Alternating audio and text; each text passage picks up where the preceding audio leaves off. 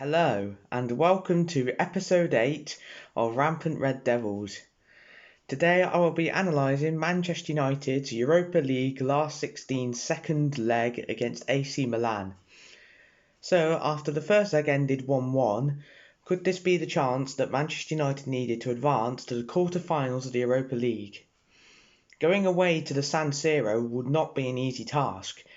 AC Milan having been the second best side in Serie A this season, and also having the likes of Zlatan Ibrahimovic and Hakan Çalhanoğlu back from injury. It was a big ask for Ole Gunnar Solskjaer, but with the return of Paul Pogba, Donny van der Beek and Marcus Rashford, it could be an interesting game. Were Manchester United able to pull off the result against AC Milan? Let's see how the first half went. So, for the team news then for United tonight, it was pretty much the same starting 11 that played in the last tie against AC Milan. Dean Henderson surprisingly kept his place in goal, despite David De Gea returning to the side after being on leave to support his wife in Spain. Eric Bailly was injured, so it was Victor Lindelof instead, alongside Harry Maguire, with Luke Shaw and Wan-Bissaka at right back. As usual, it was the midfield of McFred. Pogba and Van der Beek were on the bench in case if Ollie needed to use them as a secret weapon, as was Amad Diallo after he came on in the 1-1 draw and scored with a looping header. It was Dan James and Marcus Rashford were out wide, Mason Greenwood was leading the line, and of course, Bruno Fernandes was in his favoured number 10 role. AC Milan surprisingly didn't start with Zlatan. They started with Samu Castillejo up front, although Hakan Çalhanoğlu, who's very well known who's supposed to be a danger from set pieces, was back in the side. As well as that, Diogo Dalot was on the bench, with the former Manchester United player and loanee at AC Milan having started the first game. So for the first half wise, again, it was about us trying to create chances. Frank Kessie, who looked very good in the first leg, again was dominating the midfield. It was we didn't really have many chances in that first half, I have to say. Obviously, Milan were trying to play out from the back. Tomori was sniffing out danger as he was. The Chelsea loanee, I feel, had a good first half. Again, we weren't creating many chances. Bruno, again, was having one of those games where he goes unnoticed. Dan James needs to work on his end product and he needs to learn how to pass the ball, as there was one chance where he was in behind on a 2v1. He literally could have played Mason Greenwood in, and it would have been one of Greenwood's probably easy chances, as he would have been one-on-one. Unfortunately, though, James decided to be greedy and not pass the ball and tried to go it alone, and was bullied off the ball by Tomori and trying to win a penalty, but it was a soft decision that was never going to be given. So James probably needs to work on his end product. I mean, Fred was having a very good game unusually. He was intercepting in the midfield. He was starting attacks. He had a really good first half, much to my surprise. As usually out of the midfield of McTominay or Fred, he's the one that usually gets criticised more. And many people seem to wonder why we paid £50 million for him. But to be fair to him, I think he's played well over the both legged ties of this last 16 tie. Bruno was anonymous. Rashford looked off the pace.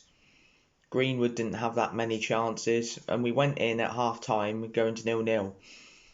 You're thinking at this point you start to worry, because obviously Milan would be going through on away goals at that point, because obviously they'd scored in the 90th minute and got the away goal. So you knew that United would have to score if they were to advance. Was Ole Gunnar Solskjaer bring on either Paul Pogba or Donny van der Beek to try and change the game in the aid of getting a Man United win? Let's see if the manager made any changes to see if this would be the same result, or will he use one of his substitutions of top players on the bench to try and swing the result in Manchester United's favour? let's see how the second half went. So, as most Manchester United fans know, Ole Gunnar Solskjaer is one of those managers that never normally likes to make substitutions. We've seen it before, especially in the first leg, when he made no substitutions at all until he brought Diallo on at half time, and effectively he scored the first goal in the first leg. Second half, the surprise, he actually did make a change. He brought on Paul Pogba and took off Marcus Rashford, which wasn't surprising. Rashford looked off the pace, wasn't taking his defenders on, and I think he's still pretty much recovering from the ankle injury that he suffered, and obviously due to the soldier injury that he's been apparently playing through in order to try and help the team. I feel like Rashford definitely needs a rest though, because obviously he's got this shoulder issue, and obviously rushing him back to play after the ankle injury he sustained in the Manchester derby is always going to be a case of whether or not he'll get back to his best. But anyway, Paul Pogba was the man to come on for Rashford, and he played on the left of midfield, where Rashford was. 3 minutes into the second half, and we start to dominate, with Pogba getting in useful positions, and in the 48th minute, we actually had a chance. Fred won the ball off Saku Meats in the box, who failed to clear. Bruno Fernandes had a shot which was blocked. The ball falls to Pogba. Bruno Fernandes trying to get out the way because Pogba and Fernandes were almost getting in the way of each other, but Pogba did one fake shot to slide the defender down and smash the ball into the roof of the net past Gianluigi Donnarumma. It was a soft goal for AC Milan to concede, but 3 minutes into the second half and Paul Pogba shows why he's probably Manchester United's best midfielder besides Bruno Fernandes. 3 minutes after coming on, he scores the goal and changes the game. Now we are firmly in control of the tie, having scored an away goal, which meant that Milan would have to score another to take the game to extra time. From after scoring the goal, it seemed that Manchester United seemed to dominate. Pogba was having a massive influence on the game. Even Bruno's second half improved since the Frenchman came on. He was picking up the ball, he was running with it, he was spotting passes. Fred again was using his tenacity in midfield to win the ball back to put United on the counter. And we dominated the game. Obviously, we could have scored more, but it's one of those things. We seem to be a team at the moment that can't seem to only score more than one goal. But 63rd minute, Zlatan comes on. Oh dear. I did have a feeling from the start of the game that Zlatan will probably score against us, seeing as he played for us in the 2017 season, before an anterior cruciate ligament injury pretty much ended his United career, and he ended up going to the States because of it. But no, it showed at 38 that he's still one of the best strikers, so it's always going to be a worry when you see a player of his calibre come on. And Dalot came on as well, funnily enough. Again, playing the second game against his parent club. But no, Ibrahimovic really only had one chance of the game where he rose above Luke Shaw and directed a header towards goal, which saw a brilliant save from Dean Henderson to deny the Swede. It was the only chance of the game he had, realistically, and really the only shot that Henderson really had to make the save. But apart from that, Milan tried to try and get men forward, try and get the equaliser, but it led to more space in midfield and for United to be able to find their wingers and allow the likes of Dan James and Mason Greenwood to run at the AC Milan backline. And obviously when you've got Pogba and Fernandes pulling the strings in midfield as well, they were beginning to cause carnage, especially when Milan were trying to throw more men forward to get the equaliser. But at the end of the day, it was a massive result for Manchester United and we were through to the quarter-finals, unlike a certain English side that lost in Croatia. But anyway, it's another quarter-finals of the Europa League for Manchester United. It seems like the Europa League is probably the trophy that I think United should aim to winning, because looking at the teams that are in the last eight, in the quarterfinals. You've got the likes of Arsenal, you have Zagreb, obviously, who pulled off the shock of the night to beat Spurs. You have Villarreal, who are a good Spanish side, managed by former Arsenal boss Unai Emery, who have Pau Torres as their captain, who we're linked with, so that could be an interesting tie. You have, who else do you have? Slavia Prague, who beat Leicester and also knocked Rangers out. So there are some. You feel that this is the competition that United have to capitalise on if Ole Gunnar Solskjaer is to win a trophy. I mean, obviously we have the FA Cup Sunday, but we're against Leicester, which will be a very tough game, especially because Leicester have been one of the better sides in the Premier League this season. And they have obviously Jamie Vardy, Iheanacho's in superb form at the moment. You have Harvey Barnes, you have Tielemans. So that's going to be a really tough game. But because we've got the likes of Pogba and Van der Beek back, and obviously De Gea may come back in on Sunday, I don't know. It would be very harsh to drop Henderson after the Englishman has had a few good games in the team. But I feel that it should be a game that will be tough on Sunday. But if Ollie rotates his team and, goes on the front foot and attacks, we should be fine. So overall, it was a much needed win for Manchester United and into the Europa League quarter-finals. United and Arsenal are the only two English sides left in the Europa League. So you feel that United's opportunity to win this season's Europa League has increased, because we're one of the big sides left in the competition. Arsenal probably will feel that they have a chance as well. But anything is possible in football. And obviously the draw is getting decided tomorrow. So it's going to be interesting to see who we get in the quarterfinals. Imagine if it's an all-English tie. United versus Arsenal would be a tasty tie, I must admit. And I would like to see that, actually.